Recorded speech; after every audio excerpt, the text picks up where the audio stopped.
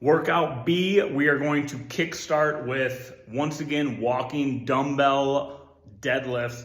Although this time I want you to use both dumbbells and you're gonna alternate how you're walking. So instead of last time where we just kind of march with one, march with the same foot until we got them all in there, this time you're gonna go off and on, just like an actual walk.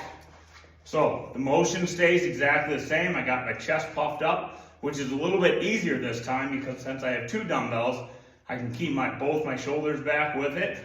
So take a nice easy step forward, butt out as far as you possibly can until you get that stretch in the hamstring.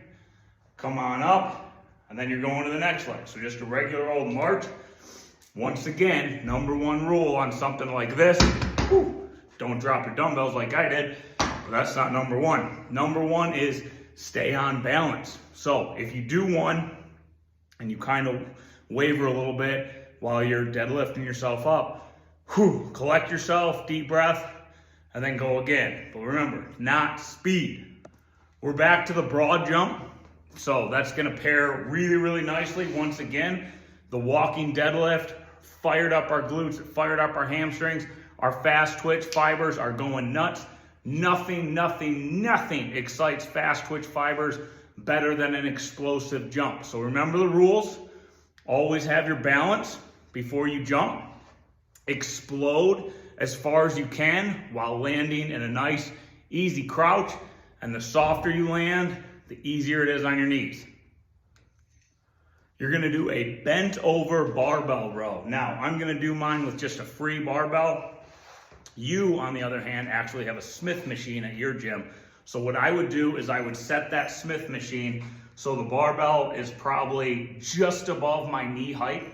You don't wanna go super low with it, but just above that knee height.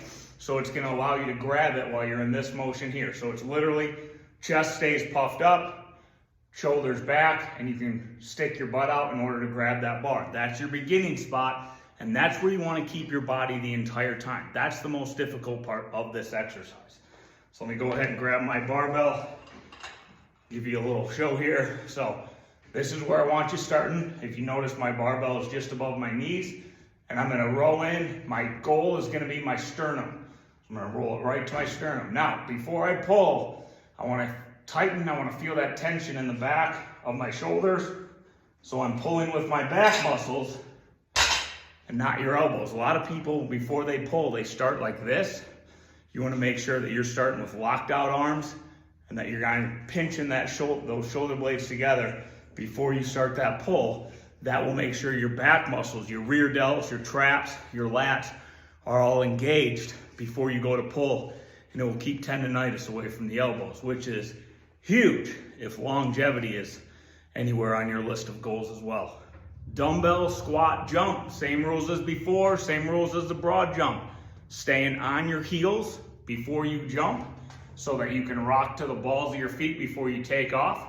Explode every single time, and then make sure you are in perfect alignment before you jump. Make sure you're on balance. Make sure that dumbbell is in between your feet, not out in front of you. And make sure your arms are locked in place before you jump, so you're not jumping while holding the dumbbell like this, because once again, that's gonna put a lot of tension on your elbows. So make sure when you go down to grab it, you're grabbing it with a nice outstretched arm so everything's locked in. A Bulgarian split squat, you might have seen them before, you might even know what they are. They're a pain in the butt is what they are, but they're very, very good. With you, since again, you have a Smith machine, I would suggest when you're putting your foot up on something, resting your foot up on that bar is awesome because you can adjust the level that you want it to. Also, with the bar, your foot's gonna be allowed to roll and it won't really lock the top of your foot in place, so it's a lot more comfortable. But I don't have one of those, so I'm just gonna go ahead and I'm gonna put my back foot up on a box. Number one rules with these guys is you wanna stay on the heel of your plant foot. So as I go down, and again, I'm not trying to bend at my knee, I'm actually trying to stick my butt out. So as I stick my butt out and find myself going down, I want to stay on the heel of my plant foot. If you find yourself creeping up onto your toe, Super easy fix. Just take that plant foot and move it forward a half foot, 6 inches, whatever you need, to make sure that you're always on your heel. If you need something for balance or anything like that, make sure there's something nearby you can kind of just grab onto really quick, whether it's probably going to be the sides of the squat rack. Do this with just your body weight for the first couple rounds, and then if you feel like you want to amp it up a little bit, grab a dumbbell, keep it in the same side as your plant leg, and as you're going down, you're just going to keep it to the side. You're not going to go out in front. You're not reaching out in front. You're going to keep the dumbbell out to the side of your plant foot to keep everything in line. We're down on the ground, single leg alternating bridge. So you know what a bridge is. We've done them already. We've done different variations. We're going to tuck our foot, get our heel as close to our butt as we can so we can maximize our range of motion. This foot is hovering off the ground, so you're not actually helping yourself at all. And we're just going to push our hips up as high as we can. Then we're going to hold it for 2 seconds at the top, just like we did with the extended one on workout A. And then you switch. Again, my off foot is hovered, and I'm making sure that I bring my heel in as close to my butt as I can every single time. If you want, maybe not the first workout or so, but you can take a dumbbell and you can put it right on the hip of the leg that's working. And since it's just one dumbbell and probably not super heavy, you can alternate it from side to side with the one that you're working at. Just make sure that you can get your hips all the way up every single time, and you give yourself a 2-second hold at the top every single rep. We're gonna do alternating reverse lunges, but you're gonna take your dumbbells and you're gonna rack them. So we're holding them up, not resting them on the shoulders, racking them so they're right off the shoulders. Okay, so your core's got to stay super tight. You can hold them like this. You can let them spin forward, whatever's comfortable for you. Now, big step back. Again, don't have to go all the way to the ground every single time, but big step back every time. And before you start the lunge, make sure you are on balance every single rep, so you're not falling yourself off balance and you're staying on your heel of your front foot all the time. Here we actually have an Olympic lift for you. It is called a snatch. Your idea is you're taking the dumbbell, you're taking the weight, and you're bringing it from the floor all the way above your head in one smooth motion. So the goal here is to keep your arm relatively as straight as you can. You're gonna start with the dumbbell in between your feet. So when I go down for it, I'm gonna hinge at my hips, just like always. Just stick your butt out. And then I'm gonna explode in one smooth motion. It's almost like I'm getting ready to jump out of that motion. I'm just gonna swing that weight right up above me. Okay, then I'm gonna bring it right back down, set it down completely, and switch hands. You're gonna alternate every single time. So you can see what my hips are doing here. Hips out to go grab it.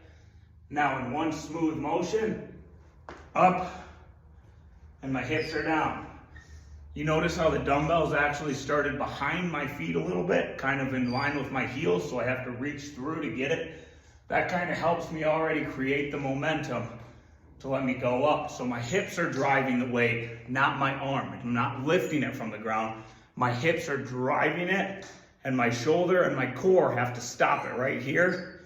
And then as I swing it back down, as I control it back down, again, my core and everything has to stay locked on fire.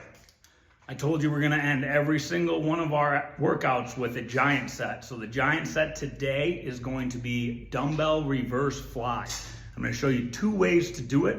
The first one I like the most because it is impossible to cheat.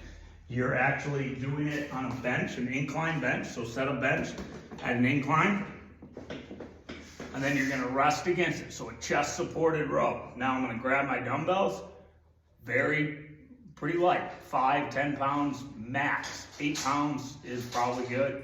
It's all about you. I mean, I don't know if you've done these before or not, so kind of play around.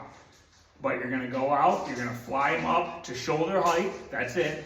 Even if you get to right here, that's still pretty good. That's it, that's all you're doing. So right when you feel that tension right there, let it go back.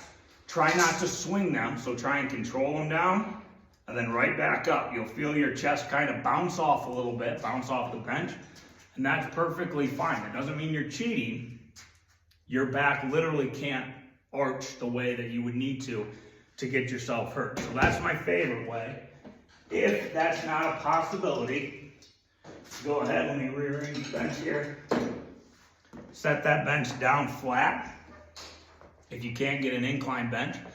Now what I'm gonna do is I'm gonna hinge at my hips, so I'm just gonna bend at my hips. So I'm right here, okay? So this is my position I'm staying in at all times. And I'm just gonna, again, fly it up. My chest is almost touching my legs. And as long as my chest is in that position, I know my back isn't arching too much. So as soon as you start to feel yourself not be able to get those dumbbells up, or if you feel yourself start to go like this, that means you got to take a short breather and come back. This one is done in a rest pause manner. You can't do a drop set with this. Well, you could, but you need like 7 sets of dumbbells. So it's done in a rest pause, which means you're gonna crank out 15 to 20. Let's say you get 16.